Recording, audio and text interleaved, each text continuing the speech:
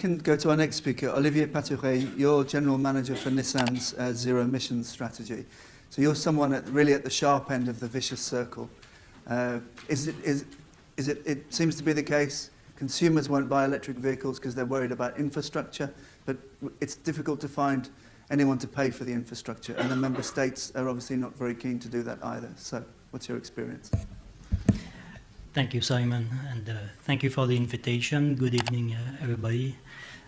At Nissan, we have a vision for zero emission, but beyond the vision, we also have a commitment on the roadmap of investment since 2008 towards making zero emission possible. And where are we today? We've sold 110,000 Nissan Leaf around the globe, 23,000 in Europe so far, which makes us clearly a leader in the market. We are opening up our third plant in the globe. We have 2 plants in Europe producing the Nissan Leaf in the UK and producing the new Nissan van ENV200 in Barcelona. This is direct investment, jobs created today, which means so much in support of everything we do. Now, where are we going and how this is going to be accelerated? Our view is threefold. The first one is air quality measures. And our view is that actually the center of gravity for zero emission is starting to move to China. Air quality is becoming a national driver for deployment of zero emission. And if we're looking for 2050, we may by then Europe may be completely overrun in terms of technology deployment. Air quality is the center of this topic, especially in urban environment. That's one. Second one going forward, which for us is really chapter 2. Chapter 1 was infrastructure deployment, as you mentioned, and we contributed to that also in terms of investment. We have more than 1,000 quick chargers, for example, available in Europe. Chapter 2 is about cooperation. Chapter 2 is about cooperation in integration. Integration of energy sector, renewable energy sources with e-mobility. That is the key for the future of European e-mobility. We are looking now at introducing discharging of electric vehicle towards the house, residential, discharging towards the building, towards business, and creating a whole new environment for usage of electric vehicle, which we think is the best investment anybody can make. Air quality, integration and cooperation, this is really our key message going forward into chapter 3 going forward. We would like to ask for a further platform looking at e-mobility on one hand, the municipalities and region, and the ecosystem around us looking at renewable energy. We simply need to make use of excess renewable energy that is produced in Europe today. At night, we have wind energy being produced in northern Germany, in Denmark. Why waste it? We have fleets of postal service vans sitting idle during the night. This is the answer. The answer lies in cooperation and integration to make sure that we avoid excess energy and we solve this problem not in isolation, but transversally. Health, energy, transport. It's a virtuous circle that we're looking at and that will take so much time, but if we're not careful, again, some other region around the world will take us by surprise. Thank you. Okay. Thanks very much, Olivier. So, Jos Dinks, you're the Director of Transport and Environment. So what for you is the silver bullet solution to decarbonisation? Well, enough to kill a lot of people. There's loads of silver bullets. The tragedy in transport is that there's no such thing as a silver bullet that makes, power sector policy sometimes easy. Solar and wind and everything that helps make that happen is good in transport. Things are slightly more complicated, but there are still a few ones, and I hope in the next few minutes I can shed a bit of light.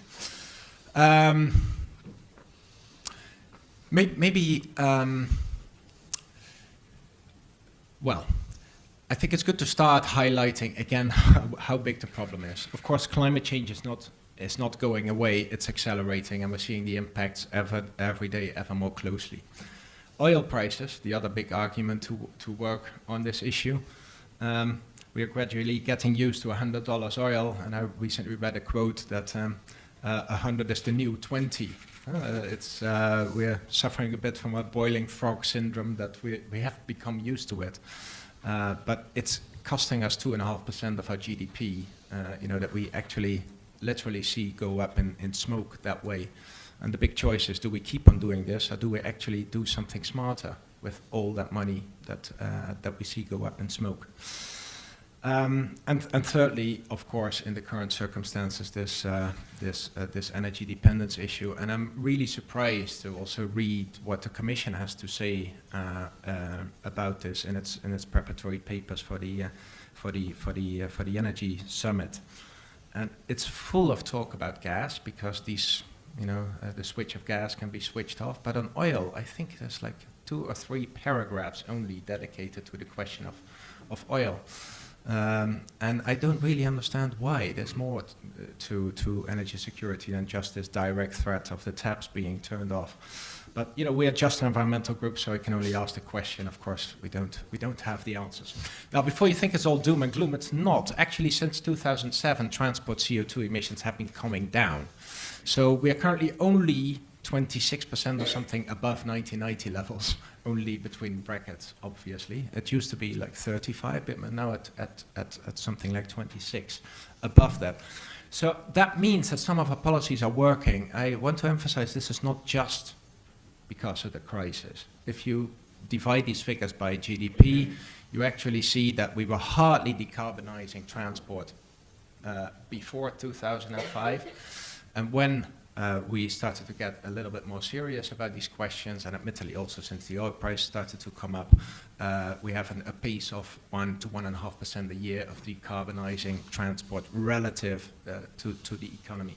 Now that's encouraging, but of course it's not enough. If we want to get close to hitting minus 60, as the Commission says it wants to achieve, sign of which is still to come, but then we need to jack up to 3 or at least 4% in relative decarbonization. So, we are but slowly turning the trend, but we need to accelerate very, very much.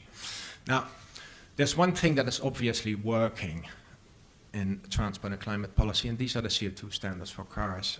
I cannot emphasize enough how that has shifted, the investment strategies of all the major OEMs, and also, lifted the boats of those that were already investing in the right thing to start with. And now we have to hit 95 in 2021, which means around a 4% improvement. And just the investment security that this has given to the car makers, everybody is now on track, has a plan to hit these targets. Nobody wants to pay fines. I think it speaks volumes to the power of good designed legislation and well implemented across Europe. Which brings me to fuels, where hardly any of that is currently the case. We are now in a situation that we have 2 pieces of fuels legislation. One sets a quantity target for the biofuels, the other a decarbonization target. We have always said one is more than enough. A decarbonization target is more than enough to do the trick. And now the Commission, in all its wisdom, is proposing after 2020 to go from 2 to exactly 0, which is one too few in our view. So I fail to see how it can be in anybody's interest that there is not a European-wide signal for those who produce clean, lower carbon fuels. We are set for a piecemeal approach with every country doing different things. We are already seeing that on biofuels. Things are diverging already quite significantly. And I would expect that there is quite a constituency out there that really understands that this is not a good idea to not have a European low-carbon fuel policy in place. We're at least one of them, and we hope that there will be plenty of others to join us in that call. And thirdly, overarching, where the two come together, vehicle policy and fuel policy, I think that's the whole e-mobility area. And I think what's needed there is that the Commission says this is a real top priority for us, and we're going to approach this in a more strategic and less haphazard way. We have set up a task group with all the DGs involved. Currently there's 6 or 7 or so, if I'm not mistaken, if you include RTD. And we figure out where are exactly the obstacles for a quick rollout of e-mobility. And not just about more cars and more charging points. There's really more to it. There's also the interoperability. Sometimes there's even incompatibility between systems of different cities, that you cannot charge your car in another city, let alone between countries. There's an issue of that it's not just about cars. For every electric car that's currently sold in Europe, we're selling 60 electric bikes. So, you know, the real electric revolution is taking place in bikes at this moment, and not so much in cars. We need to integrate this. Electric bikes do have, much more than bikes, the possibility to shape Europe's mobility, and not just on short distances, but also on the 10, 20, 30 kilometer range, where a lot of our transport is taking place. It's great that this is taking off, and not just in Northwestern Europe. Barcelona seeing an explosion, for example. So I think, and I completely agree with the previous speaker, if we don't quickly get our act together and conclude that we need a coordinated and consistent push for smart and sustainable e-mobility, we'll be falling behind China, but also, you know, people like Tesla don't have the patience that we sometimes have in Europe. You know, so we will be. If we don't jump on the train right now, we will miss it. Okay, thanks very much, Jos. Okay, our final speaker in this round is Matthew Tipper, who's Vice President of Shell Alternative Energies. Do you share Jos's sense of urgency? Indeed, yes. And let me talk to that for a moment. I'd like really to just talk about three things here today. Firstly, is to give a sense of timing and a sense of perspective. These are long-term issues that require long-term solutions. Secondly, just to outline very briefly what Shell's doing about it. And thirdly, to talk a little bit about what we need from policy to help us accelerate some of the outcomes that we wish to see. So, I mean, if you can imagine it, I was once a young graduate in Shell, and my first job was to remove lead from petrol in the UK. And shortly after that, we took sulfur out of diesel, and we took benzene and aromatics out of gasoline, and we began a process of slowly cleaning up the fuel supply, not only in Europe, but across the whole of the world.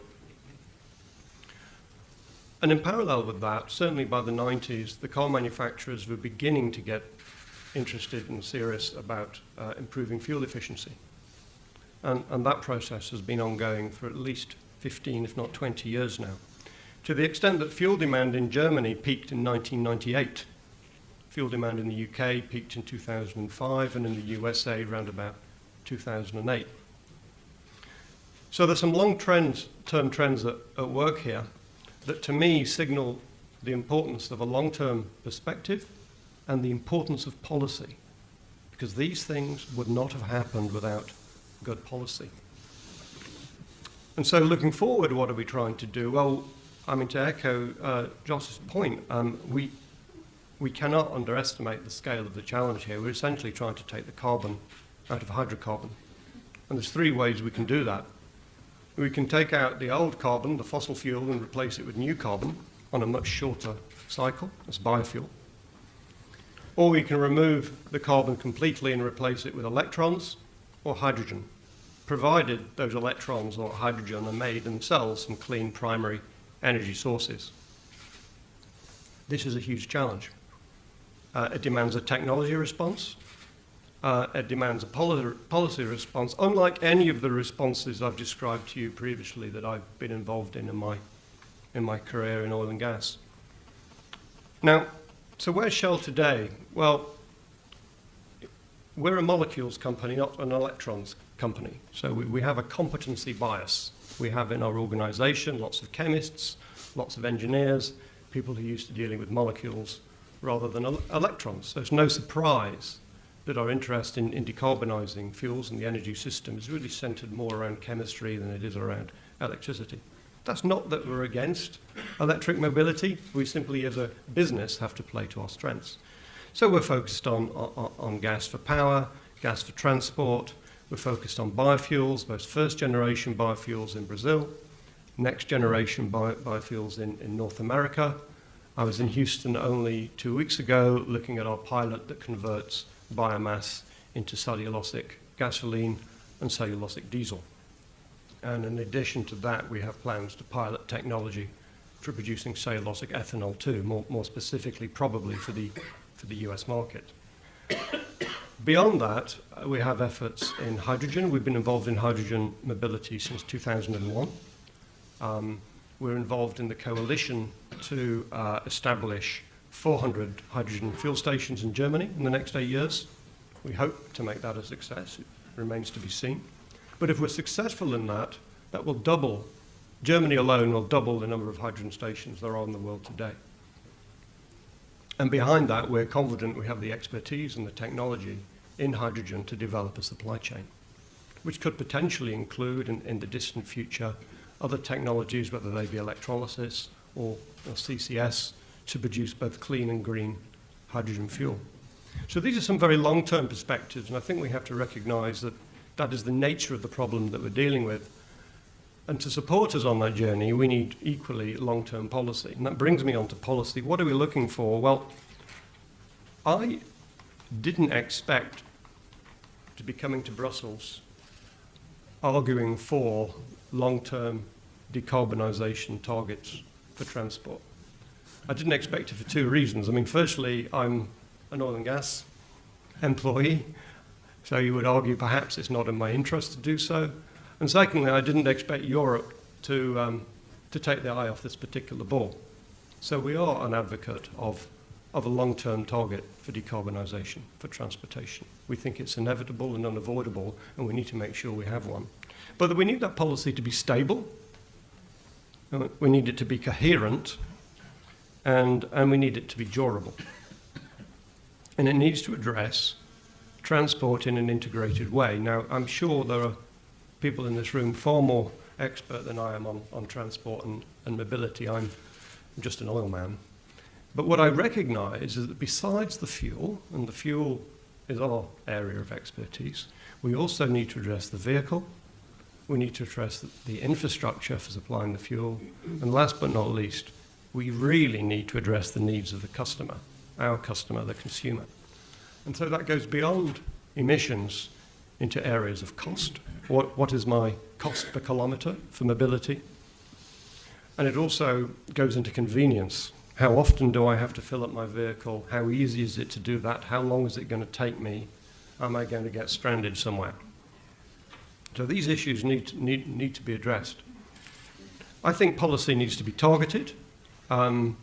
We recognise and we support the long-term target for Europe to decarbonise across its entire economy.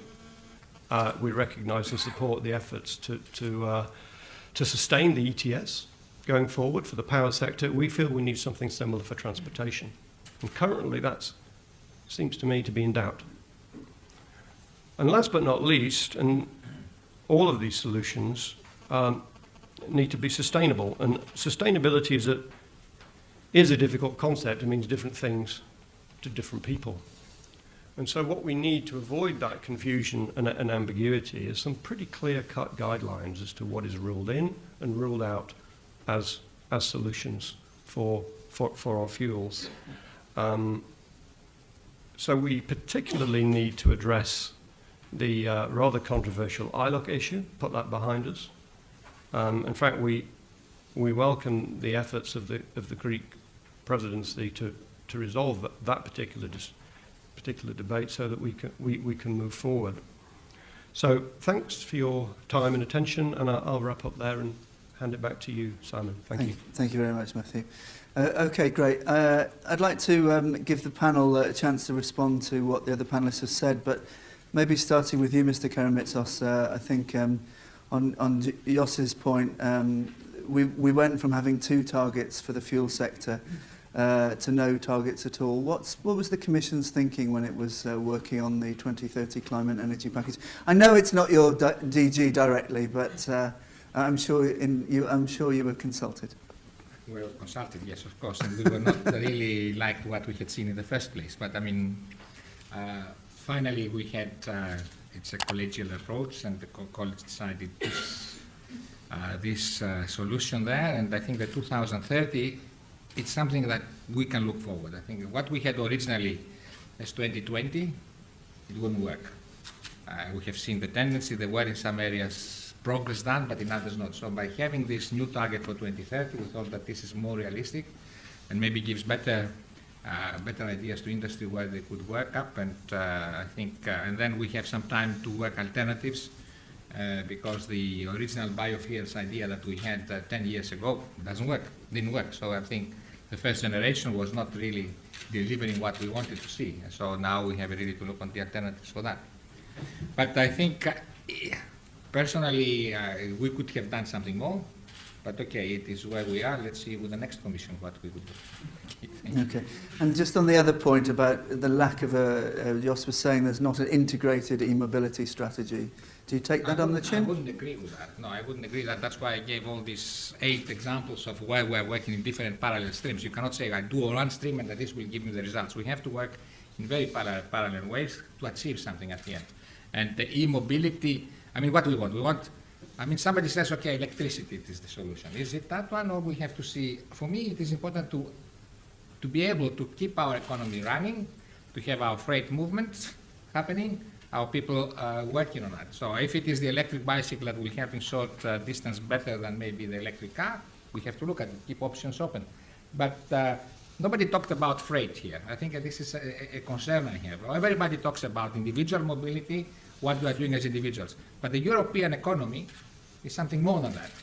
And I think the part of our package that we gave on the clean power for transport tries to address it. Maybe not perfectly, but we have to see what we do with LNG, what we do with CNG, what we are doing with all the other alternatives in order to facilitate the European economy as such. And we cannot say, let's say, stay with the approach we had on freight transport till today. We have a much more different integrated approach where we have the multimodality working, where we have each mode of transport offer its better alternative. And on that, I think the problem we have in Europe, it's one way or the other different from the US. The US has the big advantage that between East and West, they have everything maybe moving by rail.